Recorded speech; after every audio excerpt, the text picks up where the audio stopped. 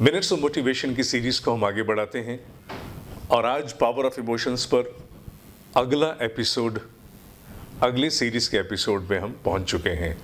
पिछली बार हमने समझा कि कॉन्सेप्ट त्रिपुरारी क्या होता है, शिव के त्रिशूल का लेने देना कौन से ऐसे 3 भावनात्मक शत्रुओं से हो सकता है जो हमारी प्रगति को, हमारे आत्म विकास को, द सेल्फ डेवलपमेंट, उसमें बहुत बड़ी बाधा बनते हैं।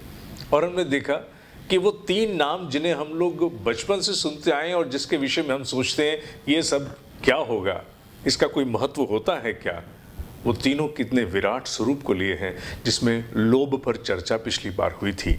अधिक समय न गवाते हुए सीधा मोह पर आते हैं।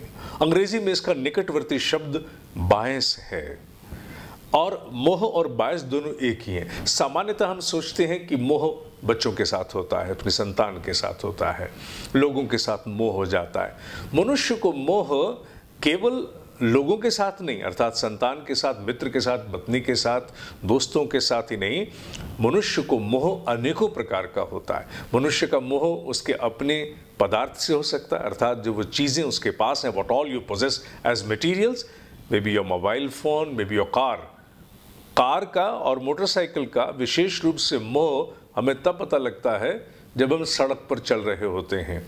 हल्की सी खरोंच, और इतना ही नहीं, अगर आपका शीशा भी साथ वाली गाड़ी के हल्के से छू जाने से मुड़ गया, जिसमें कोई हानि नहीं है, आप खोल सकते हैं, तो भी आप उसे कितना बड़ा विषय भीतर मानते हैं, सामने वाले की ओर कैसे देखते हैं। मोह पदार्थों के साथ भी होता है, मोह विचारधारा के साथ सबसे अधिक होता है। मनुष्य को जो सबसे खतरनाक स्तर है मोह का, वो अपनी थॉट्स के साथ, अपनी परसेप्शन के साथ, माने जो मेरे पहले के विश्वास हैं, मेरी धारणाएं हैं, मेरे विचार हैं, मेरा जो कुछ भी मेरे मन के भीतर है, उसके साथ बहुत बड़ा मोह होता है। कहते हैं ना कि परिवर्तन बहुत कष्टकारी होता है, पीपल कैनॉट चेंज ईजिली। वो इसलिए क्योंकि मनुष्य को अपने जीवन जीने की शैली से, अपने विचारों से इतना मोह हो जाता है कि वो समय के अनुकूल परिवर्तन के लिए तैयार नहीं होता, परिस्थिति के अनुकूल परिवर्तन के लिए तैयार नहीं होता, अपने लक्ष्य की मांग के अनुकूल तैयार नहीं हो पाता, और वो मोह उसके लिए बहुत बड़ी हानि का कारण बनता है। जीवन में सफलता असफलता में मोह का बहुत बड़ा हाथ है। मोह एक ऐसा आंतरिक हठ है, it is kind of an inner obstinacy, जिसमें आप कुछ और देखना, सुनना, समझना ही नहीं चाहते हैं। विवेक काम नहीं करता है और उसके लिए आप बाकी सब कुछ छोड़ने पर तत्पर हो जाते हैं। मुझे कुछ भी छोड़ना पड़े, पर मैं अपने मोह के वशीभूत होकर के नहीं, मैं सब छोड़ दूंगा। इसका तात्पर्य आप ये मत ले लेना, जैसा मैंने पिछली बार भी कहा, don't take an extremist attitude, कि जो संकल्पवान लोग होते हैं वो अपने संकल्प के लिए बहुत कुछ छोड़ते हैं। संकल्पवान लोग अपने उद्देश्य के साथ प्रेम करते हैं और उन्हें मालूम है कि अगर उद्देश्य के साथ किसी प्रकार का समझौता किया तो हम परास्त हो जाएंगे। पर वो संकल्प से प्रेम करते हैं, संकल्प से मोह नहीं करते हैं। इसका एक छोटा सा उदाहरण मैं आपको देना चाहता हूं, आपको संकल्प से प्रेम और संकल्प से मोह का भेद पता लग जाए। महर्षि दयानंद जी के विषय में ये कहा जाता है कि वो केवल एक पतला सा लंगोट पहन करके और गंगा के किनारे घूमते थे।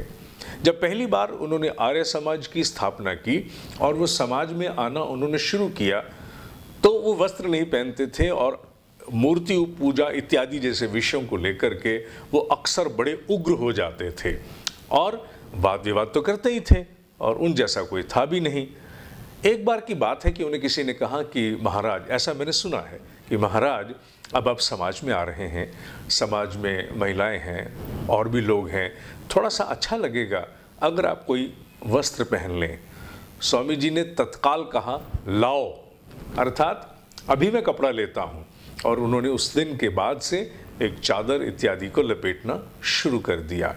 उनको अपने संकल्प से प्रेम था, इसलिए अनकॉम्प्रोमाइजिंगली वो उसके लिए करते चले जाते थे जो कुछ भी आवश्यक है, जिस ब्रह्मचर्य की आवश्यकता है, जिस अध्ययन की आवश्यकता है, जिस भ्रमण की आवश्यकता है, जिस तप की आवश्यकता है, जिस वाद विवाद की आवश्यकता है, जिस उग्र स्वरूप की आवश्यकता है, वो उसके प्रेम के नाते वो करते चले जाते थे।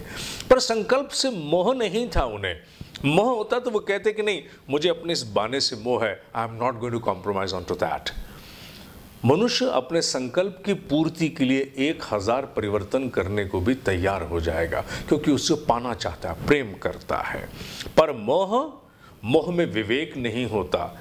मोह में एक ऐसी आसक्ति होती है, ऐसा मनुष्य के भीतर जिसे कहते हैं ना, एक ऐसा इंटैंगलमेंट होता है, ऐसी इंडल्जेंस होती है कि बिना विवेक के, बिना सोचे समझे विचारे कि इसके दूरगामी परिणाम क्या हो सकते हैं, मेरे उद्देश्य को ही मेरा मोह परास्त कर सकता है।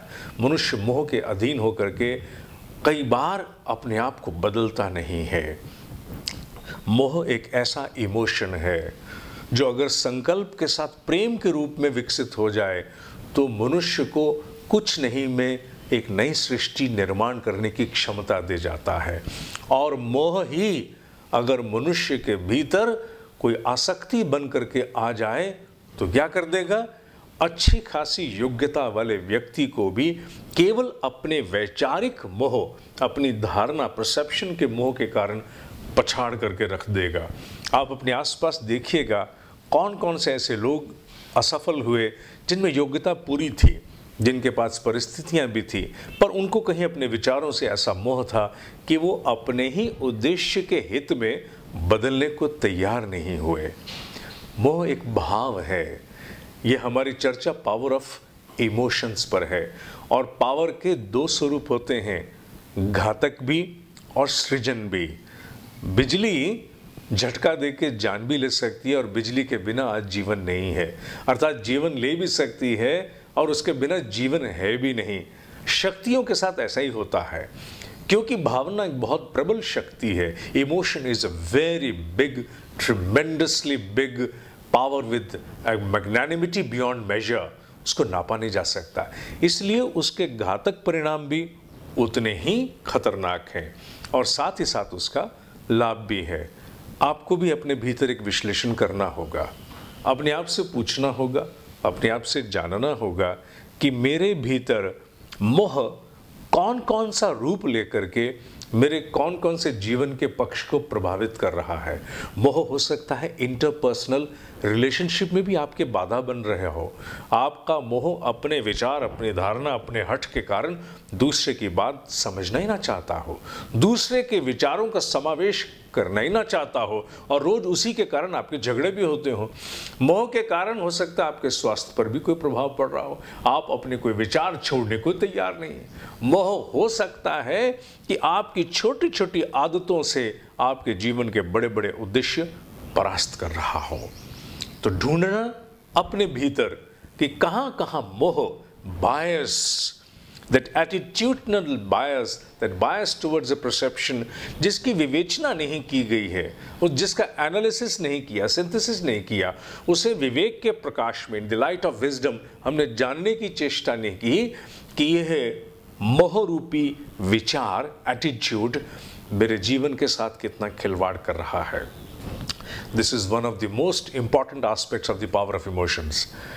हमारी यह यात्रा निश्चित रूप से इसी प्रकार आगे चलती रहेगी और मैं आपका स्वागत करता हूं कि आप इस यात्रा के साथ जुड़े रहें और अन्य को भी प्रभावित करें।